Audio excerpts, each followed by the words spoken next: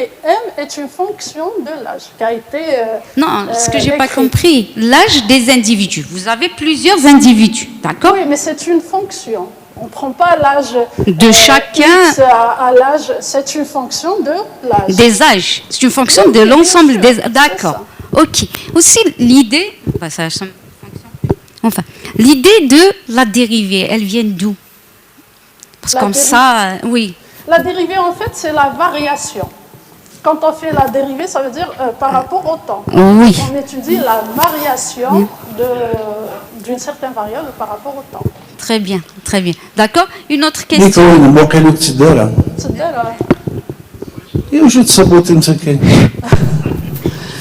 tout à l'heure, pour M. Jalid, je pense qu'il ne marche pas. Il ne marchait pas.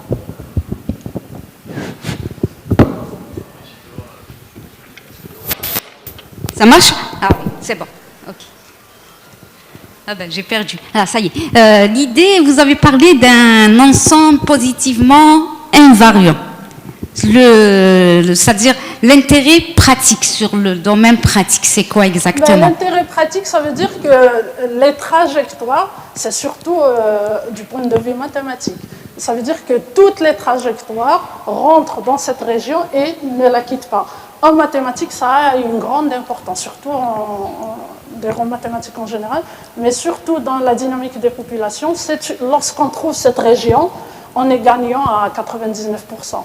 D'accord. C'est une région qui n'est pas évidente de remarquer, qui n'est pas évidente de trouver à chaque fois. Ok, donc je vous remercie. C'est juste pour finir, est-ce qu'on ne peut pas faire intervenir l'aléatoire?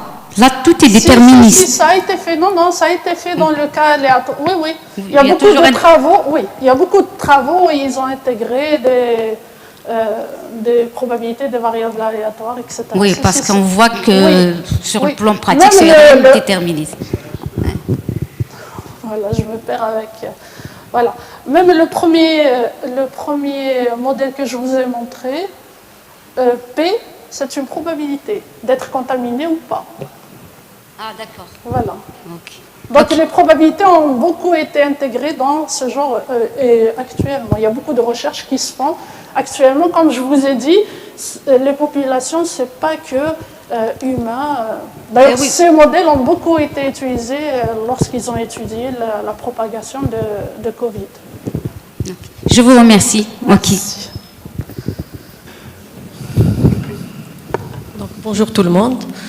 Moi, j'ai une question sur les fonctions récolte que vous avez ajoutées. Vous avez ajouté deux fonctions H1 et H2 qui n'étaient pas linéaires.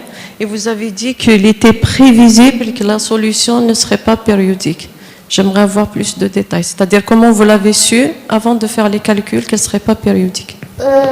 Lorsqu'on prend x carré, c'est quand même très important en termes de récolte d'une population, de chasse et y3 aussi. C'est très important comme par rapport à linéaire, une fonction qui est linéaire, quand même x carré et y3, c'est très important en termes de récolte. Donc on peut penser que les populations vont disparaître lorsqu'on récolte plus qu'il en faut. Est-ce que, c'est-à-dire si on pensait à changer ces fonctions? Mais c'était juste des prévisions, d'ailleurs j'étais obligée de faire l'étude, mais ce n'était pas que l'extermination, d'ailleurs je me suis un petit peu trompée dans mes prévisions, parce qu'à un moment, on trouve un équilibre qui est globalement asymptotiquement stable, où les deux populations peuvent cohabiter. C'est-à-dire, moi, est-ce que si, par exemple, on remplaçait les fonctions récolte par des fonctions, évidemment, non linéaires, mais qui ont certaines propriétés de régularité, peut-être, est-ce qu'on va récupérer la périodicité ou... Bon, là, je dirais peut-être, mais il faut savoir que ce genre de systèmes sont très difficiles à étudier. Il y a beaucoup de paramètres à gérer. Plus vous ajoutez des fonctions, vous ajoutez des critères, plus le problème devient difficile à étudier. Là déjà, je ne vous dis pas, pour calculer déjà les valeurs, le signe et des valeurs propres, je peux vous dire que déjà combien de valeurs propres, ce que double, etc., ce n'est pas évident. Donc plus vous ajoutez des fonctions, plus vous ajoutez des termes, plus vous modifiez, par exemple là j'ai utilisé la fonction de Virus, vous modifiez, vous obtenez quelque chose de plus compliqué. Mais il y a beaucoup de travaux qui sont faits, qui se font encore, soit en dimension 2 ou en dimension 3, des fois même en dimension supérieure. Mais en général, en dimension supérieure, on essaye toujours de se ramener au minimum, au maximum, au minimum, dimension 3. D'accord, merci. Je vous remercie. Oui, le monsieur là-bas.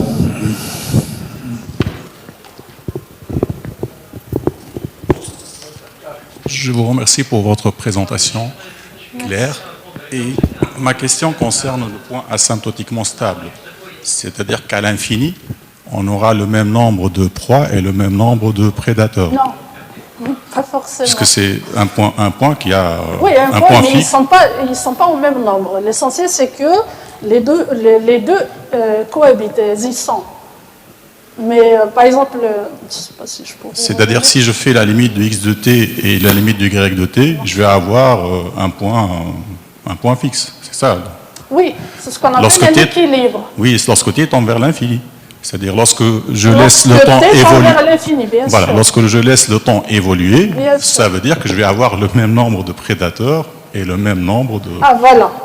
Mais est-ce que c'est raisonnable dans la pratique? Justement. Voilà. Oui. Bien sûr que ça dépend de... Là, c'est surtout les paramètres qu'on a pris, c'est surtout dans un intérêt mathématique. C'est-à-dire, à mon sens... Pratiquement, ça peut être autre chose. Le modèle cyclique me paraît plus naturel que le modèle où on a... Oui, parce que cyclique, quelle que soit l'échelle de temps qu'on prend, on revient, on vit suivant un cycle bien défini. Alors pour la fonction as, vous l'avez prise qui dépend ou bien de x ou bien de y exclusivement. Est-ce qu'on pourrait penser à une fonction h qui dépend de t? Oui. Ce qui est naturel, je pense. Oui. Pas forcément de x et y, mais qui dépend de t. Bien sûr, il y a beaucoup de travaux aussi dans ce sens. Ok. Bien sûr. Ben, merci. Je vous remercie.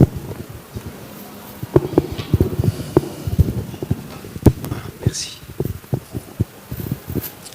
Alors, dans les modèles que vous avez proposés, vous ne tenez pas compte de la diffusion des individus de la population dans un domaine. C'est-à-dire il n'y a pas de terme de diffusion. Vous ne tenez pas compte de la diffusion de la population. C'est-à-dire, c'est comme si ils sont... Vous voulez dire par la diffusion d'une population? C'est-à-dire, vous supposez que la population reste en fait sur place. D'accord. Voilà. Oui. Comment vos résultats... Comment vous pensez que vos résultats vont être affectés si vous ajoutez un terme de diffusion? Si vous considérez ce... Oui, c'est ce qu'on appelle les populations avec immigration. Ça aussi, il y a des travaux là-dessus. Oui, comme je viens de répondre à Mme Talbi, plus vous ajoutez des paramètres, plus ça devient difficile. Déjà là, j'ai pris quand même le modèle dans son aspect plutôt, je dirais pas compliqué, mais ça va. Plus vous ajoutez l'immigration, plus vous ajoutez la chasse, c'est quand même assez difficile à attaquer ce genre de problème. Mais il y a beaucoup de travaux qui ont été faits comme ça, mais sans la chasse. C'est-à-dire, on n'arrive pas pour le moment à supposer tous les paramètres qui sont... mathématiquement, c'est difficile à étudier. Oui, c'est vrai, l'idéal, comme je vous ai dit, le défaut majeur du modèle de Lotka-Volterra, c'est que ils ne supposent pas l'immigration, ils ne supposent pas qu'il y a des maladies, ils ne supposent pas mal de choses dans leur modèle. On suppose qu'on a un milieu idéal, qu'on a suffisamment de ressources, que les sardines se nourrissent, que les requins se nourrissent uniquement de sardines et que les sardines déjà ont suffisamment de nourriture. D'accord? Donc ça a été modifié déjà dans ce sens. Ils ont enlevé de la nourriture pour les sardines, etc. D'accord? Donc plus vous ajoutez des facteurs, plus ça devient mathématiquement très difficile. C'est pour ça qu'il y a toujours des publications dans ce domaine. Merci. Je vous en prie. Est-ce qu'il y a encore quelqu'un qui a envie de... Mais sinon, pour rebondir sur ce qu'a dit le monsieur là-bas, dans ce système, ce modèle proie-prédateur, si les choses se présentent bien, normalement, il y a une stabilisation de ces populations, et c'est ce qui donne les fonctions périodiques et tout. Mais en amont c'est-à-dire le prédateur lui-même, est-ce qu'il n'est pas la proie d'un autre prédateur, Oui, et puis qu'à un moment, je veux dire, à un moment, il n'y a que le prédateur en haut de l'échelle qui va rester sur la planète, quoi. Oui, bien sûr. C'est un peu la réponse à M. Moussaoui, justement. Il dit que vous n'avez pas supposé l'immigration. Je lui ai dit qu'il peut y avoir des migrations. Je lui ai dit que même, justement, les modèles que je viens de présenter, en tout cas, ils supposent que les proies ont suffisamment de nourriture, que les prédateurs ne se font pas manger. Mais ça aussi, ça existe, ça s'appelle des super prédateurs.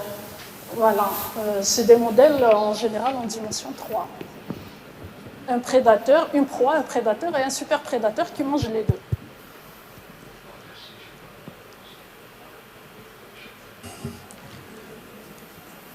Est-ce qu'il y a encore quelqu'un qui a envie de dire quelque chose? Mais l'un ou l'autre, et si j'ai bien compris, en attendant la prochaine conférence de Madame Rahmani de Tizi Ouzou, notre collègue de Tizi Ouzou, il y a d'abord une pause café. Mais je ne suis pas certain d'avoir compris.